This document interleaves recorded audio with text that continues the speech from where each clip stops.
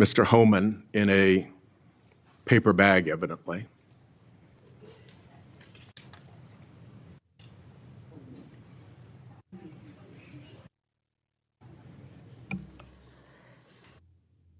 Senator, as Deputy Attorney General Todd Blanche recently stated, the investigation of Mr. Homan was subjected to a full review by the FBI, agents, and DOJ prosecutors. They found no credible evidence of any wrongdoing. And that was not my question. My question was, what became of the $50,000 in cash that the FBI delivered, evidently in a paper bag, to Mr. Homan? Senator, I'd look at your facts. Are you saying that they did not deliver $50,000 in cash to Mr. Homan? Senator, as recently stated, the investigation of Mr. Homan was subjected to a full review different question. by the FBI agents, That's a by different Department question. of Justice prosecutors. They found no evidence of wrongdoing. That's a different question. What became of the $50,000? Did the FBI get it back? Mr. Whitehouse, excuse me, Senator Whitehouse, you're welcome to talk to the FBI. The report to you, can't you answer this question? Senator Whitehouse, you're welcome to discuss this with Director Patel. Did Homan keep the $50,000? As Deputy Attorney General Todd Blanche recently stated, the investigation of Mr. Never mind. Homan I can was see I'm not going to get a straight full answer from you to a very simple by question. the FBI agents and the DOJ.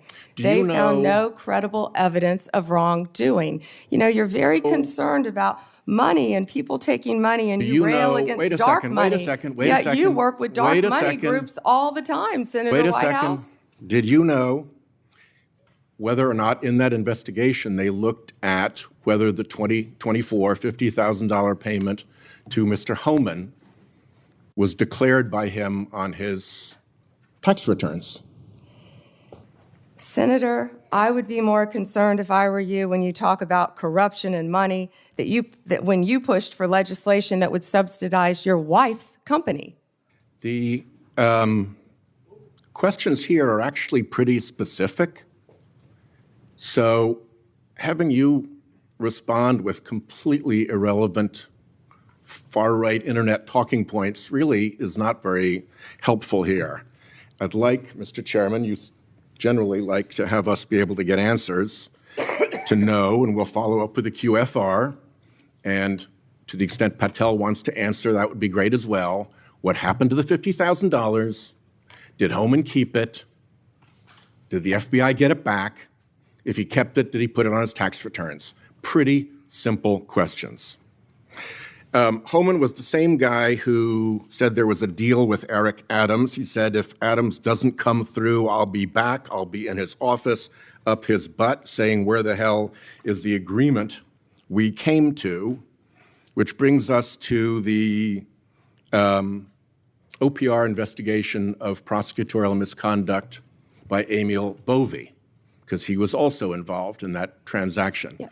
What became of the OPR investigation of prosecutorial misconduct by Emil Bovee? Yeah, Senator Whitehouse, to correct you for one moment, that would be the Honorable Judge Emil J. Bovee III to you. Not at the time of this. He was an employee of the Department of Justice. And what became of the OPR investigation? It's all pending litigation, misconduct? Senator. I can't discuss pending litigation nor personnel matters. OPR customarily publicly says when there's an investigation, and at the end of it, they provide a summary. Why can't you say whether there's an OPR investigation and whether, if it's concluded, there's a summary? Senator, I'm not going to discuss personnel matters. Even public ones? Senator, I'm not going to discuss personnel matters. So, Kash Patel told this committee that his grand jury testimony after immunization, after initially pleading the Fifth, was, and I quote, sealed by the Department of Justice. How and when and why was his testimony sealed, and by whom? Senator, I'm not going to discuss any testimony, especially testimony that could be sealed with you. No, the question is, was it or was it not sealed? Senator, I'm not going to discuss that with you. Well, he also said that he worked with the Department of Justice to have his transcript released publicly. How and when was his transcript released? Presumably, if he released it publicly, that's something you can discuss because it's public. Well, Senator, I believe you discussed that with Director Patel. And I'm asking you because he said the Department of Justice made this decision and you run the Department of Justice. I would refer that to Director Patel. Even though you run the Department of Justice and he testified that the Department of Justice released his transcript publicly. If it is released publicly, we will get you a copy, Senator, gladly. If being a rather important word there, when your FBI director testified that that was a fact. Treasury compiles suspicious activity reports, referred to often as SARs, that DOJ receives automatically. Hundreds related to accounts of Jeffrey Epstein. How many of those Treasury SARs did you or Director Patel investigate? Senator, I'm not sure if you're concerned because you took money, I believe, did you, from Reid Hoffman, one of Epstein's closest confidants, not only once but twice in 2018 and 2024, if that's correct. But, Senator, did you ask Merrick Garland any of this over the last 4 years when he sat before you? This investigation has been going on. This investigation was closed. Did you ask Alex Acosta that? And Patel came to office, you said you would look into this. There were hundreds of suspicious activity reports. Some people would deduce from the fact that they are called suspicious activity reports that there might be suspicious activity. And yet you seem to have looked at zero of those suspicious activity reports involving Jeffrey Epstein accounts. Let me ask you something else. There's been public reporting that Jeffrey Epstein showed people photos of President Trump with half-naked young women.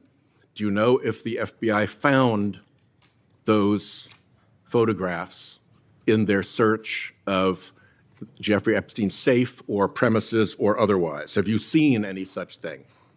You know, Senator Whitehouse, you sit here and make salacious remarks, once again trying to slander President Trump left and right, when you're the one who was taking money from one of Epstein's closest confidants, I believe, I could be wrong, correct me, Reid Hoffman, who was with Jeffrey Epstein on multiple occasions. And the senator sitting right next to you tried to block the flight logs from being released. Yet you're grilling me on President Trump and some photograph with Epstein? Come on. The question is, did the FBI find those photographs that have been discussed publicly by a witness who claimed Jeffrey Epstein showed them to him? You don't know anything about that? Okay.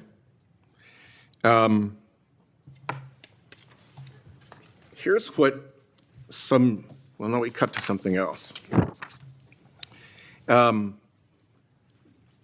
The Marshal Service is supposed to protect our federal judges.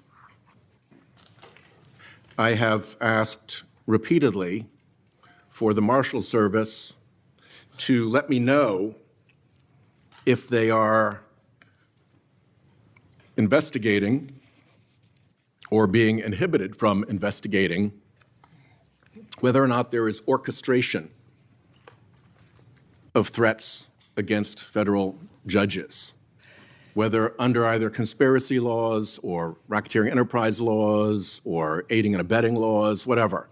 But as you know, there's the person who says the threat, and then there may very well be somebody orchestrating the threat behind them.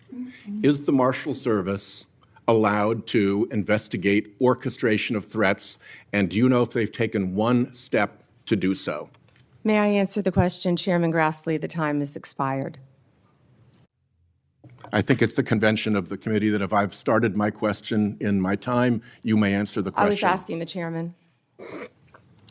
Okay, before I go to Cornyn. She wants to answer the question, Chairman. Oh, please go ahead. I thought you said you didn't want to answer it. I'm Yes, sir. sorry. Thank you. Senator Whitehouse, I would be happy to sit down with you regarding any threat to any federal judge in this country. We take threats very seriously. I will set a meeting with you, with Director Serralta of the U.S. Marshals, and I will be there. And we will talk about any threats on federal judges, Including who orchestration. threatened them or who orchestrated them. Bingo. Thank you. Okay, before Cornyn speaks, I get kind of amused about my Democratic colleagues bringing up Treasury suspicious activity reports regarding Epstein. When Senator Johnson and I issued our Biden family reports in 2020, we used information. Welcome back to Patriot Voice of the Left. If you believe in truth, accountability, and holding power to the same standard, make sure you like, subscribe, and stay with us, because what you're about to hear matters. In today's hearing, Senator Sheldon Whitehouse did what so few in Washington have the courage to do. He demanded straight answers from the Department of Justice about money, corruption, and accountability. A simple question: what happened to the $50,000 the FBI handed out in cash? And yet no answer. Instead, Pam Bondi hid behind vague statements and deflection after deflection. Whitehouse wasn't playing games. He pushed for the truth, asking if that cash was ever recovered, if it was declared on taxes, and why the DOJ refuses to come clean about it. That's what real oversight looks like. And when Bondi tried to twist the focus with personal attacks and dark money distractions, Whitehouse stood his ground and called it what it was: far-right talking points meant to bury the truth. Then came the Epstein questions. Hundreds of suspicious activity reports, and not one solid DOJ answer. The public deserves transparency about that, and Whitehouse is right to demand it. When he pressed about threats to federal judges, he showed what real leadership looks like, protecting our justice system from intimidation, no matter where it comes from. While the right dodges, distracts, and defends their own, Democrats like Senator Whitehouse are doing the hard work of shining a light on corruption. If you stand for accountability, fairness, and the rule of law, hit that like button, subscribe, and join the Patriot Voice of the Left, where we keep the truth alive and hold power to account.